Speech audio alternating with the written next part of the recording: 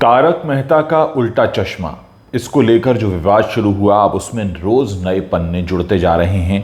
अब हाल ही में जो बयान सामने आया है जेनिफर मिस्त्री का, वो बहुत हैरान करने वाला है। मैं आपको उसी के बारे में बताने जा रहा हूं। मैं आपसे ये भी कहना चाहता हूं कि जेनिफर मिस्त्री के इस पूरे मामले के सामने आने के बाद इस बात को लेकर भी सवाल उठने लगे हैं कि क्या भारतीय फिल्म इंडस्ट्री या टेलीविज़न इंडस्ट्री में जो महिलाएं काम करती हैं वो पूरी तरह सुरक्षित हैं। जेनिफर मिस्त्री ने कुछ जो नए आरोप लगाए हैं उसमें उन्होंने कहा है कि मेरा इस शो के सेट पर सांस लेना तक मुश्किल हो गया था। हर बात को लेकर सवाल किए जा रहे थे। जेनिफर के मुताबिक सोहेल उनके साथ बदतमीज़ी से बात करता था और जब जेनिफर के छोटे भाई की मौत हुई तो संवेदना दिखाने की जगह सोहेल उनके ऊपर चिल्लाता था। जेनिफर ने कहा है कि असित मोदी उन्हें कमरे में विस्की पिलाने के लिए बुलाते थे और इसके बाद उनके सब्र का बांध टूट गया। यानी बहुत कुछ था जो जेनिफर मिस्त्री के साथ चल रहा था और अब उन्होंने बहुत सारी बातें शेयर की हैं। एक न्यूज़ वेबसाइट के साथ इंटरव्यू देते हुए जेनिफर मिस्त्री ने कहा कि मेरा भाई वेंटिलेटर पे था, उसके बावजूद मुझे सेट पर बुलाया जाता था। उस दौरान मुझे छुट्टी नहीं मिलती थी। भाई के इलाज में रोज़ाना 15,000 रुपये का खर्चा आता था। मेरे पास पैसे ख़त्म हो गए थे। एक दिन असित मोदी का फ़ोन आया, उन्होंने मुझे मुंबई बुलाया। मैं 10 दिन बाद मुंबई गई। उन्होंने मुझसे बात की। उन्हें पता चला कि मैं 7 दिन एब्सेंट रही थी। उन्होंने मेरे 7 दिन का पैसा नहीं काटा। मैंने रोते हुए उनके पैर छू लिए। हालांकि सोहेल ने इसके बाद मुझे बार बार सुनाया कि तुम्हारे भाई के मरने पर हमने पैसा दिया था। यानी ये तमाम बातें इस तरीके से उन्होंने खुलकर कही हैं। यानी जिस तरह से जो दिल में छिपा हुआ दर्द है वो निकल कर आ रहा है जेनिफर मिस्त्री का, उससे पता चलता है कि बहुत कुछ ऐसा है जो उन्होंने अपने सीने में दबाया हुआ था और अब जब उनके सब्र का बांध टूटा है तो बहुत सारी बातें निकल कर सामने आ रही हैं।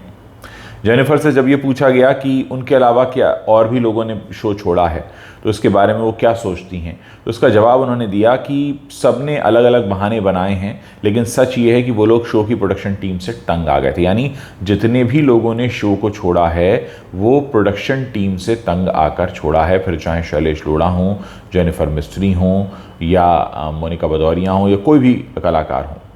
और जिन लोगों ने छोड़ा उन्होंने ये भी कहा, जैसे शैलेश लोढ़ा ने कहा था कि ये मेरे लिए सेल्फ रिस्पेक्ट की बात है। यानी जो लोग वहाँ पर काम कर रहे थे उन्हें नीचा दिखाया जाता था, उनके आत्मसम्मान को ठेस पहुँचती थी और कहीं ना कहीं उनको ये एहसास करा दिया जाता था कि आप यहाँ पर दब कर रहें और जिस तरह से हमारी मनमानी चल रही है उसके हिसाब से काम करें।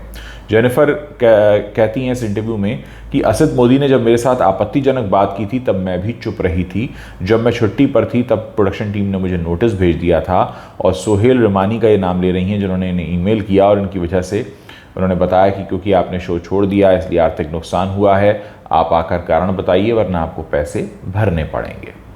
और फिर उन्होंने ये फैसला लिया कि इतने साल जो उन्होंने झेला है वो अब मीडिया के सामने आकर बताएं, पुलिस में शिकायत करें। पुलिस में शिकायत कर चुकी हैं, पुलिस उनका बयान दर्ज कर चुकी है, इस पर कार्रवाई होनी है आने वाले समय में।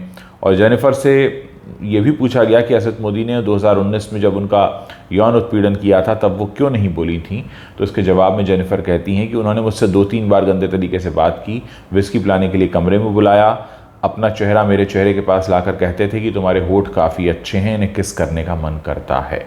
ऐसी सारी बातें उन्होंने इस इंटरव्यू में की हैं। और फिर कहती हैं कि जब इस तरह की घटनाएं होने लगी जेनिफर के साथ तो वो डर के साए में रहने लगीं और फिर उन्होंने ये कह दिया कि अब मुझे यहाँ काम छोड़ना होगा।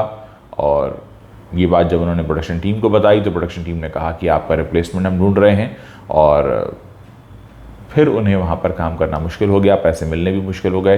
तो कुल मिलाकर मामला ये है कि इनका ये कहना है कि इन्हें एक वहाँ पर सफोकेशन हो रहा था, घुटन हो रही थी, दबकर जी रही थी और खुलकर किसी से कुछ कह नहीं पा रही थी।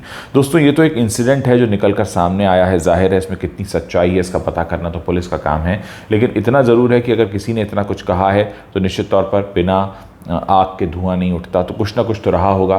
देखते हैं पूरा सच कब सामने आता है। लेकिन हाँ, ये बात बहुत हैरत वाली है कि आप छोटे शहरों में रहते हैं या किसी भी जगह पर रहते हैं, आप देखते हैं कि भाई फिल्मों में काम करने वाले चेहरे, टीवी पर आने वाले चेहरे, आपको लगता है कि इनकी ज़िंदगी बड़ी हसीन है, बहुत ऐशो आराम की ज़िंदगी है, लेकिन ऐसा होता नहीं है। अक्सर ये जो चमक है ना ग्लैमर की, इसके पीछे कुछ बहुत काले सच होते हैं जो कभी कभी इस तरह से निकल कर आ जाते हैं।